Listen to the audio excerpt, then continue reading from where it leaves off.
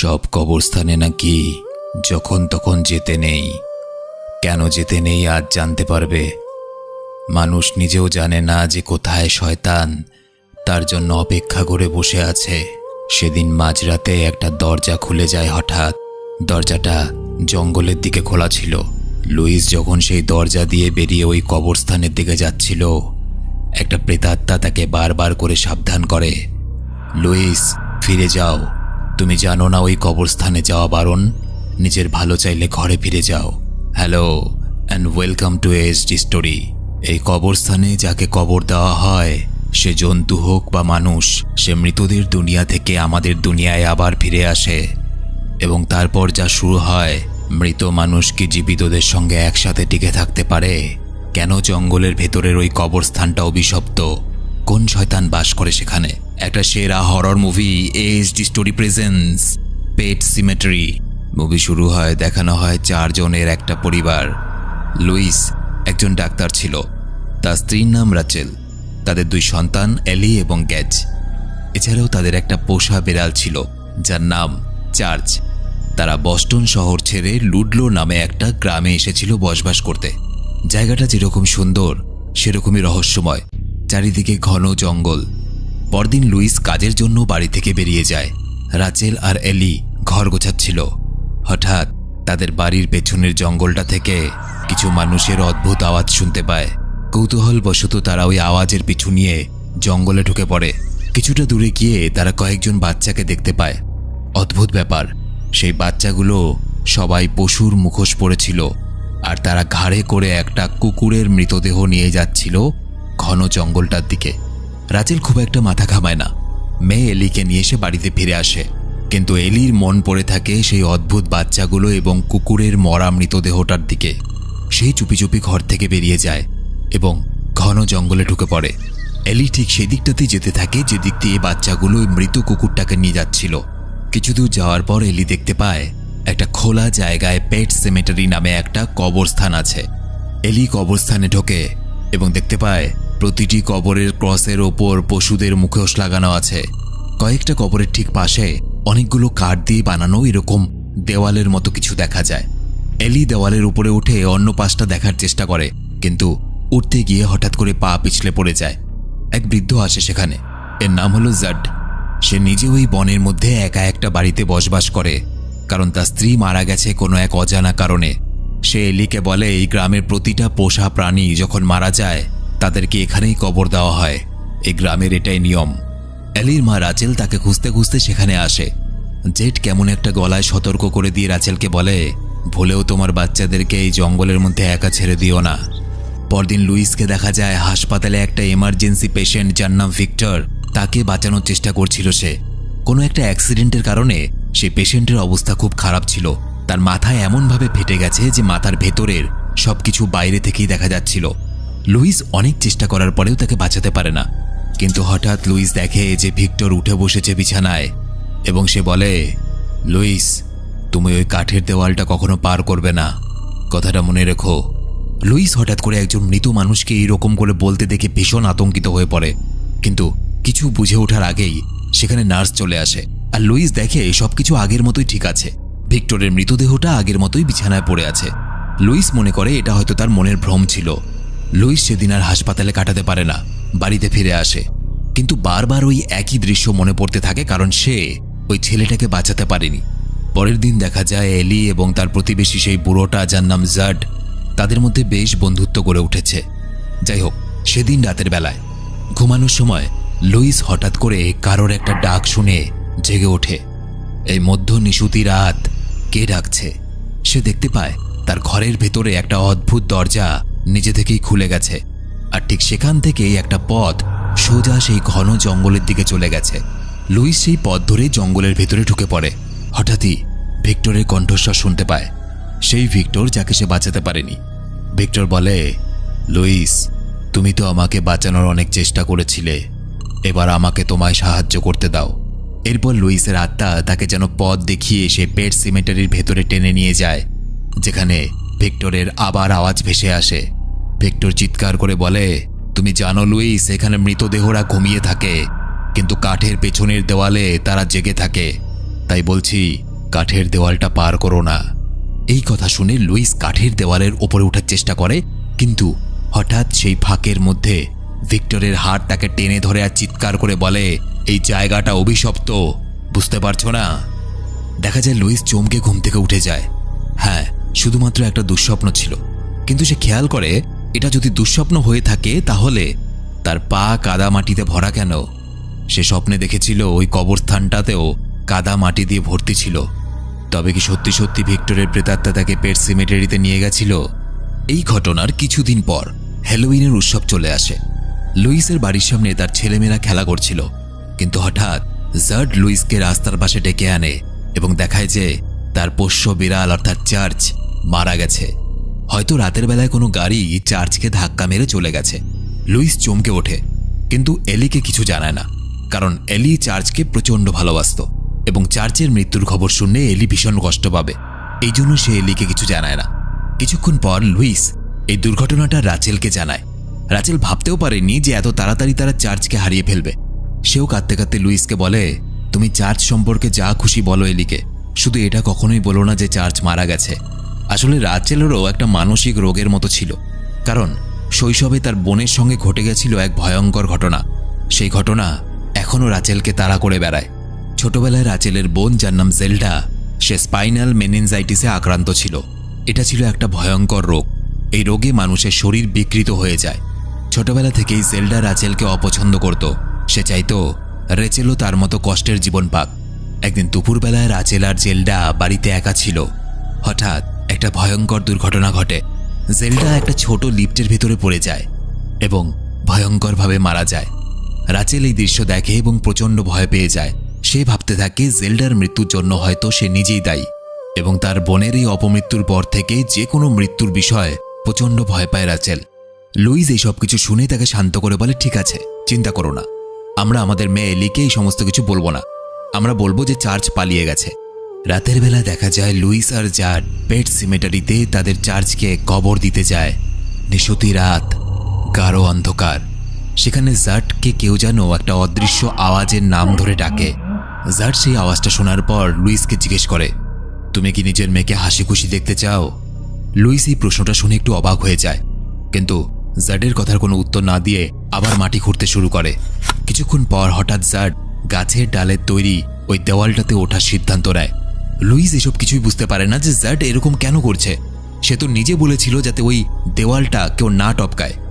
দেখা যায় দেওয়াল টপকানোর সাথে সাথে জায়গাটা আরও অন্ধকার এবং ভয়ঙ্কর হয়ে ওঠে। ভেজা ভেজা মাটি এবং ভয়ঙ্কর কিছু আওয়াজ শোনা যায়। একটু দূরে গিয়ে একটা ছোট পাহাড়ে চেপে দেখা যায় আরও একটা কবরস্থান। লুইস সেখানে জার্ডের কথা মতো চার্চকে কবর দিয়ে দেয়, যদি সে বুঝতে পারছে না যে জার্ড চার্চকে কবর দেওয়ার জন্য এতটা দূরে কেন নিয়ে এসেছে। তারা সেখান থেকে কবর দিয়ে নিজেদের বাড়ি ফিরে আসে। পরদিন সকাল, লুইস এবং রাচেল নিজের মেয়ে এলিকে এটা বোঝায় যে চার্চ হয়তো কোথাও পালিয়ে গেছে। এলি বলে এটা সম্ভবই না। এলিকে দেখা যায় তাদের কথা শুনে সে বিন্দুমাত্র দুঃখী হয় না। উল্টো সে লুইস আর রাচেলকে অবাক করে দিয়ে বলে, এটা সম্ভবই নয় যে চার্চ কোথাও পালিয়ে যাবে, কারণ কাল সারা রাত চার্চ আমার জানালার পাশে বসেছিল। লুইস অবাক হয়ে যায়, কাল তো নিজের হাতে সে চার্চকে কবর দিয়ে এসেছে। লুইস ভাবতে থাকে হয়তো এলি ভুল বলছে, কিন্তু এলি আলমারির দিকে ইশারা করে। লুইস যখন আলমারি খোলে দেখে সত্যি সত্যি চার্চ সেখানে বসে আছে, কিন্তু চার্চের চোখ মুখ কেমন যেন পাল্টে গেছে। দেখে মনে হচ্ছিল কোনো শয়তান বা কোনো পিশাচ প্রেতাত্মা যেন চার্চের উপর ভর করে আছে।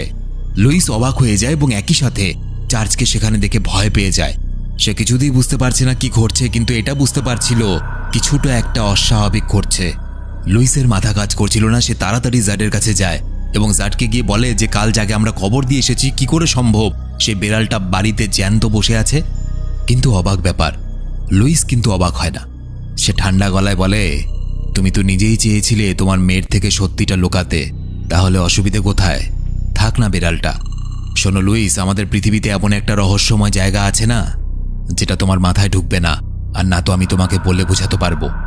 বাড়ি চলে যাও। লুইস চিন্তায় পড়ে যায়। রাতের বেলায় সে পেট সিমেটারি নিয়ে রিসার্চ করে এবং দেখতে পায় এরকম অদ্ভুত ঘটনা নাকি এর আগেও ঘটেছে। এমনকি ইন্টারনেটে বাচ্চাদের মুখোশ পরা ছবিও পায় সে। দেখা যায় এলি সেই বিড়াল চার্চের সঙ্গে খেলছিল, কিন্তু হঠাৎ চার্চ তাকে রেগে গিয়ে আছড়ে দেয়। অদ্ভুত ব্যাপার হলো, চার্চ কিন্তু আগের মতো ব্যবহার করছিল না। চার্চ হিংস্র এবং অনেকটাই রাগী হয়ে গেছিল। সেদিন রাতের বেলায় লুইস আর রাচেল মিলে সেসব করছিল যেসব আজ অব্দি আমার কপালে জোটেনি। হ্যাঁ, যাই হোক, হঠাৎ তখনই রাচেল দেখে চার্চ তাদের বিছানার উপর একটা জীবিত কাককে খাচ্ছিল। সে ভয়ে চিৎকার করে ওঠে আর চার্চ সঙ্গে সঙ্গে দৌড়ে পালিয়ে যায়। এরপর আরেকটা অদ্ভুত ঘটনা ঘটে। চার্চকে খুঁজতে গিয়ে লুইস হঠাৎ করে আবার সেই অদ্ভুত দরজাটা দেখতে পায়, যেটা সে সেদিন দেখেছিল। আবার আগের স্বপ্নের মতোই সে জঙ্গলে ঢুকে পড়ে এবং আবার সে ভিক্টরের প্রেতাত্মাকে দেখতে পায়। ভিক্টর তাকে বলে, লুইস, তুমি ভুল করছো। আমি তোমাকে সঠিক পথ দেখাতে চেয়েছিলাম, কিন্তু আমার কথা শোনোনি। এখন থেকে তুমি এক এক করে সব প্রিয়জনকে হারাবে। ঠিক তখনই হঠাৎ করে তার সামনে একটা ট্রাক চলে আসে। পরের মুহূর্তে সে নিজেকে নিজের ঘরে দেখতে পায়। অন্যদিকে রাচেলকে দেখা যায় সে হ্যালুসিনেট করতে থাকে তার বোনের মৃত্যুর সময়ের দৃশ্যগুলো। সে দেখে তার বোন হঠাৎ করে আবার লিফট থেকে পড়ে যাচ্ছে, ঠিক যেভাবে তার ছোটবেলায় পড়ে গেছিল। কিন্তু পরক্ষণেই আবার সবকিছু ঠিক হয়ে যায়। রাচেল আর লুইস খুব ভালো মতো করে বুঝতে পারছিল তাদের বাড়ির মধ্যে কিছুতে একটা সমস্যা আছে, কিছুতে একটা ঘটে চলেছে যেটা তারা বুঝতে পারছে না। পরের দিন সকালবেলা লুইস দেখে তাদের ছোট ছেলে গ্যাজ কিছু অদ্ভুত আর ভয়ঙ্কর ছবি এঁকেছে। লুইস আবার জাডের কাছে চলে যায়। জাডকে গিয়ে জিজ্ঞেস করে, তুমি আমাকে বলো, তুমি সেদিন রাতের বেলায় আমাকে এমন কোথায় নিয়ে গিয়েছিলে সেই বিড়ালটাকে কবর দেওয়ার জন্য যে ওই মৃত বিড়ালটা আবার ফিরে চলে এলো? জাড ঠান্ডা গলায় জানায়, কাঠের দেওয়ালটা পার হয়ে যে জায়গায় আমরা বিড়ালটাকে কবর দিয়েছিলাম সেই জায়গাটা আসলে অভিশপ্ত। বলা হয় সেখানে ওয়েন্ডিঙ্গো নামে এক শয়তানের অভিশাপ রয়েছে এবং এই কারণে ওই কবরস্থানের ওই বিশেষ জায়গাটায় যদি কাউকে কবর দেওয়া হয় সে আবার ফিরে আসে। কিন্তু মারা যাওয়ার আগে তারা যেরকম ছিল সেরকম আর থাকে না, আগের থেকেও বেশি হিংস্র এবং ভয়ঙ্কর হয়ে যায়। বলা হয় শয়তান ওয়েন্ডিঙ্গো মৃতদেহগুলোকে নিজেদের নিয়ন্ত্রণে রাখে, প্রাণ তো ফিরিয়ে দেয়, কিন্তু শরীর আর মন সেই শয়তানের নিয়ন্ত্রণে থাকে। এমনকি এখন যেখানে ওই কবরস্থান আছে সেখানে নাকি এক ধরনের আদিবাসী মানুষ বসবাস করত। তারা সেই মাটিটাকে অনেক পবিত্র মনে করত, কিন্তু সময়ের সাথে সাথে তারা বুঝতে পারে যে এখানে যা কিছু কবর দেওয়া হয় সেগুলোই হিংস্র হয়ে ফিরে আসে এবং এই কারণে তারা জমি ছেড়ে সবাইকে সতর্ক করে সেই জায়গা থেকে চলে যায়। এবং মনে করা হয় গাছের ডাল দিয়ে ওই দেওয়ালটা ওই আদিবাসীরাই তৈরি করেছিল যাতে শয়তান ওয়েন্ডিঙ্গোর অভিশাপের শিকার কেউ না হয়। লুইস এসব জানতে পেরে চিন্তায় পড়ে যায়। সে জিজ্ঞেস করে, তোমার কুকুরটাও তো মারা গেছিল, তার সাথে কি হয়েছিল? জাড বলে, আমার কুকুরের সাথেও এমনই কিছু হয়েছিল।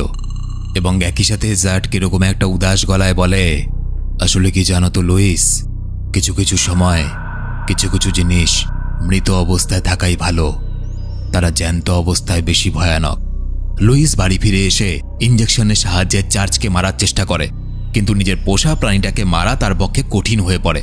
তাই সে চার্চকে বাড়ি থেকে অনেকটা দূরে জঙ্গলের মধ্যে রেখে আসে এবং এই আশা নিয়ে ফিরে আসে যে চার্চ আর কখনো বাড়িতে ফিরে আসবে না। পরদিন তার মেয়ে এলির জন্মদিন ছিল। সবাই মিলে আনন্দ করছিল। হঠাৎ সে দেখতে পায় তাদের বাড়ির পাশে যে রাস্তাটা ছিল সেই রাস্তাটার মধ্য দিয়ে চার্চ হেঁটে হেঁটে আবার ফিরে আসছিল। এলি আনন্দে দৌড়ে সেই রাস্তার মাঝখানে চলে যায় এবং তার ছোট ভাই গেজও তার পেছন পেছন ছুটে আসে। হঠাৎ লুইস লক্ষ্য করে একটা বিশাল ট্রাক খুব জোরে সেই রাস্তা দিয়ে ছুটে আসছিল। সে ভয়ে গেজকে টেনেতে সরিয়ে নেয়, কিন্তু এলি তখনও মাঝ রাস্তায় দাঁড়িয়েছিল। মুহূর্তের মধ্যে ট্রাক ড্রাইভার এলিকে দেখে এবং নিজের ব্যালেন্স হারিয়ে ফেলে। ভুল করে এলিকে ধাক্কা মেরে অনেক দূরে ফেলে দেয়। রাচেল অনেক চেষ্টা করে, কিন্তু নিজেদের মেয়ে এলিকে তারা বাঁচাতে পারে না। লুইস ধীরে ধীরে ট্রাকের সামনে এগিয়ে যায় এবং দেখে তাদের মেয়ে এলি মৃত অবস্থায় রাস্তার পাশে পড়ে আছে। এলি মারা গেছে। জন্মদিনের দিনই মেয়েটার মৃত্যুদিন হয়ে গেল। সব কিছু যেন নিস্তব্ধ হয়ে যায়। পুরো পরিবার এবং প্রতিবেশীরা মিলে এলিকে কবর দেয়। এই ঘটনায় রাচেল এবং লুইস মন থেকে প্রচণ্ড ভেঙে পড়ে। রাচেল নিজের ছেলেকে নিয়ে কিছু সময়ের জন্য নিজের পুরনো বাড়ি বস্টনে ফিরে যায়। ঘর ফাঁকা হয়ে যায়। লুইস একা একা এলির কথা ভাবতে থাকে এবং কিছুক্ষণ পর সে জাডের কাছে এসে বসে। জাড বুঝে গেছিল যে এবার কি হতে চলেছে। সে বুঝে গেছিল লুইস নিশ্চয়ই আবার এলিকে ফিরিয়ে আনার কথা ভাবছে। জাড বারবার লুইসকে সতর্ক করে দিয়ে বলে, এলি কিন্তু আগের মতো ফিরে আসবে না। কিন্তু লুইস কিছু শুনতে চায় না। লুইস পৌঁছে যায় সেখানে যেখানে তার মেয়ে এলিকে কবর দিয়েছিল। সে মাটি খুঁড়ে তার মৃতদেহটা বের করে এবং তাকে কোলে করে নিয়ে জঙ্গলের মধ্যে চলে যায়। এমনকি ভিক্টরের আত্মা পর্যন্ত তাকে এসে সতর্ক করে বলে, লুইস, তুমি আবার ভুল করছো, তোমার মেয়েকে যেতে দাও, ওকে আর ফিরিয়ে এনেও না। অন্যদিকে দেখা যায় রাচেল হঠাৎ বাড়িতে তার ছেলে গ্যাজের কান্না শুনতে পায়। তাড়াতাড়ি সে নিজের ছেলের কাছে যায় এবং দেখে তার ছোট্ট ছেলেটা বারবার ভিক্টরের নাম নিচ্ছে এবং কাঁদছে। আসলে গেজ ভিক্টরের আত্মাকে দেখতে পাচ্ছিল, আর ভিক্টরের আত্মা তাদেরকে বারবার সতর্ক করে বলছিল, তোমরা তাড়াতাড়ি বাড়ি ফিরে যাও, বিপদ আসছে। সময় নষ্ট না করে রাচেল লুইসের কাছে রওনা দেয়। ওদিকে দেখা যায় লুইস সেই অভিশপ্ত কবরস্থানে এলির মৃতদেহটা পুঁতে দেয়, ঠিক যেভাবে চার্চকে কবর দিয়েছিল। বাড়ি ফিরে সে ঘুমিয়ে পড়ে। মাঝরাত হঠাৎ কারোর পায়ের শব্দ শুনে লুইসের ঘুম ভেঙে যায়। লুইস ঘরের বাইরে গিয়ে দেখে একটা ছোট্ট বাচ্চার পায়ের ছাপ। সে পায়ের ছাপটার পিছু করতে করতে ঘরের মধ্যে হঠাৎ করে সে তার মৃত মেয়ে এলিকে দেখতে পায় জ্যান্ত অবস্থায়।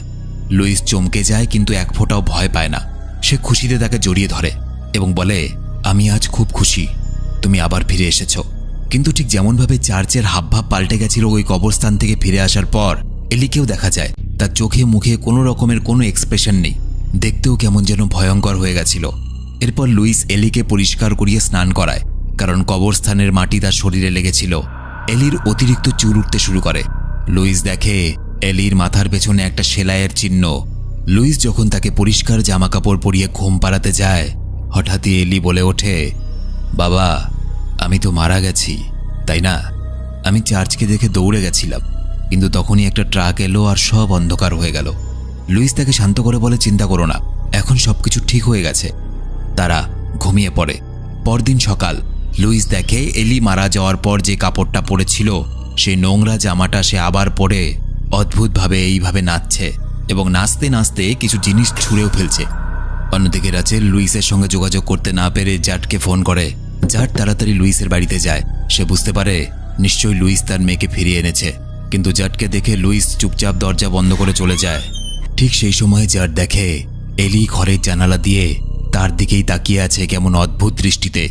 সে মৃত মেয়েটাকে আবার জীবিত দেখে খুব ভয় পেয়ে যায়। সে দৌড়ে নিজের বাড়িতে গিয়ে দরজা জানলা সব বন্ধ করে দেয়, কারণ সে জানত যারা ওই অভিশপ্ত কবরস্থানের মাটি থেকে ফিরে আসে তারা প্রচণ্ড ভয়ঙ্কর হয়ে যায়।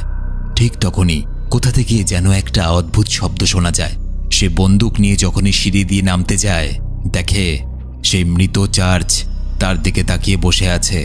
কিন্তু হঠাৎই এলি তার পায়ে চাকু মেরে হামলা করে দেয়। এলিও পশুদের মুখোশ পড়েছিল, ঠিক যেমন সেই বাচ্চাগুলো পড়েছিল। এলি চিৎকার করে জাটকে বলে, তুমি জানো না তোমার কারণেই তোমার স্ত্রী এখনো নরকে জ্বলছে, আমি দেখে এসেছি। এলি মুখোশটা খুলে দেয় এবং দেখা যায় এলি নিজের রূপ বদলে জাটের মৃত স্ত্রীর রূপ নিয়েছে। সে বলে, তোমার কারণে আমরা এখানে চিরকাল কষ্ট পাবো, এবার তুমিও চলো আমাদের দুনিয়ায়।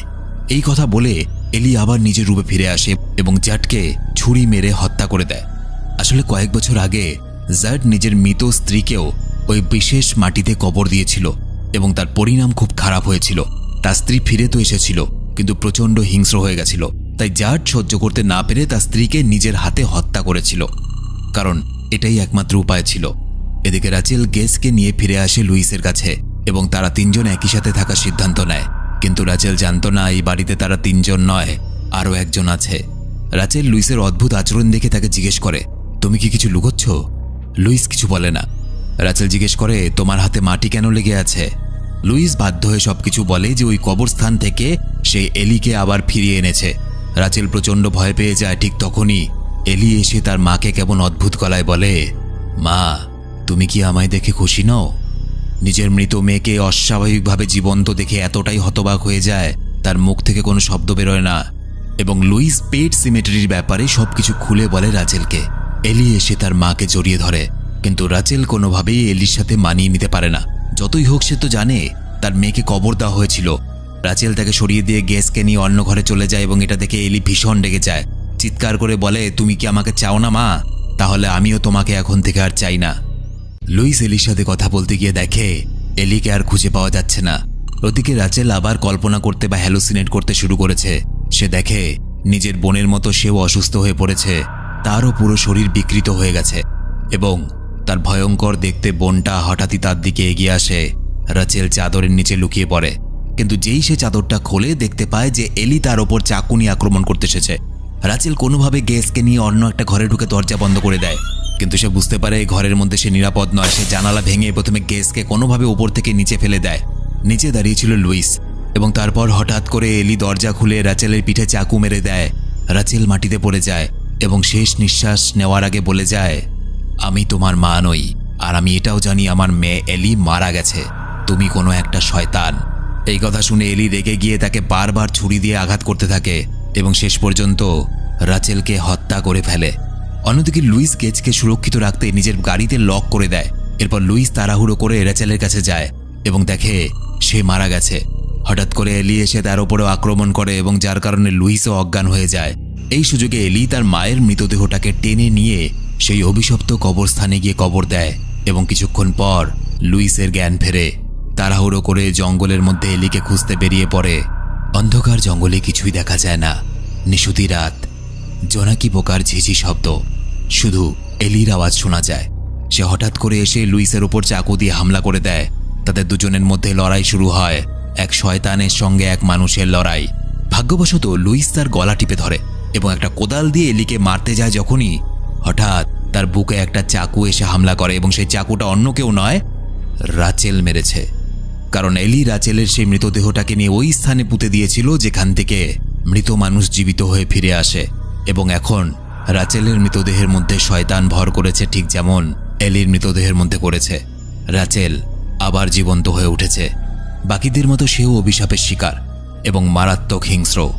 লুইস মারা যায় সেই চাকুর আঘাতে। রাচেল এবং এলি লুইসের মৃতদেহটাকেও সেখানে টানতে টানতে নিয়ে গিয়ে কবর দেয় এবং লুইসের মৃতদেহটাকেও জীবিত করে তোলে। তার মানে এবার রাচেল, এলি আর লুইস পুরো পরিবার সেই অভিশাপের শিকার হয়ে গেছে এবং তিনজনেই মৃত্যুর পর আবার জ্যান্ত হয়ে গেছে। রাত কেটে গিয়ে ভোর হয়ে যায়। লুইস নিজেদের বাড়িতে আগুন জ্বালিয়ে দিয়েছে। অন্যদিকে গেস তখনও গাড়ির ভেতরে বসে আছে তার বাবার অপেক্ষা করে, কখন তার বাবা এসে তাকে বাঁচাবে, এখান থেকে নিয়ে যাবে। তখনই সে সামনে দেখে লুইস, রাচেল এবং তার দিদি এলি সেই গাড়িটার দিকে এগিয়ে আসছে। এমনকি চার্চও এগিয়ে আসে এবং এরপর দেখা যায় লুইস জানালা দিয়ে নিজের ছেলের দিকে অদ্ভুতভাবে চেয়ে আছে এবং শেষে গাড়ির দরজা খোলার আওয়াজ পাওয়া যায়। তার মানে তারা সবাই মিলে সেই ছোট্ট গেজকেও তাদের নিজেদের দুনিয়ায় টেনে নিয়েছে, যেটা ছিল শয়তানের দুনিয়া, অভিশপ্ত দুনিয়া। আর মুভিটা এখানেই শেষ হয়ে যায়। তো এই ছিল আজকের ভিডিও ভালো লেগে থাকলে সাবস্ক্রাইব করতে হবে না, শুধু একটা লাইক করে বন্ধুদেরকে শেয়ার করে দিও। আর যারা আমার সাথে সরাসরি কথা বলতে চাও তারা ফেসবুক, ইনস্টাগ্রামে আমার সাথে যোগাযোগ করতে পারো। লিংক এই ভিডিওর নিচের ডেসক্রিপশনে দেওয়া আছে। দেখা হচ্ছে পরের ভিডিওতে। সবাই খুব ভালো থেকো। আর হ্যাঁ, আজকে রাতে শোয়ার সময় বিছানার পাশে দেখে নিও